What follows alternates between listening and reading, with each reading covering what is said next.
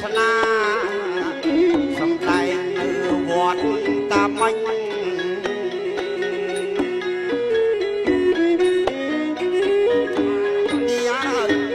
វត្តយើង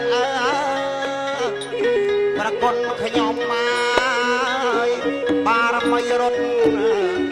រមិញ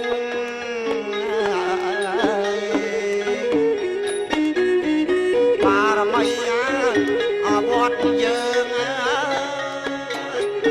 ប្រគុណខ្ញុំមករត់ហើយអោរមិញលខោនបាសាក់លេងនៅវត្តតាមាញ់ត្រឡប់មកវិញសូមសាច់អរក្តីសុខ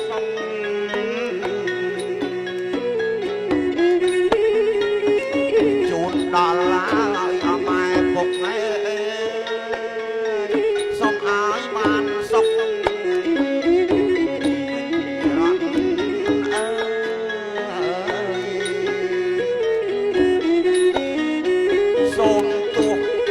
បា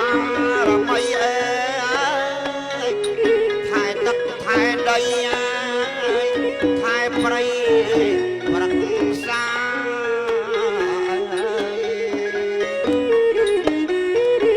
សូមទួងហើយសបារមី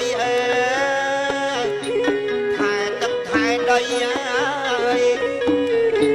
ព្រៃប្រឹក្សាជួយក្រុមលខោនបាសាក់មកណាសំដែងកាលណាសូមសម្រែករាជពិសីបារមីរាជសីហៈរាជសីហោរាជសីហៈម្ចាស់ថ្លៃហើយសូមសុខ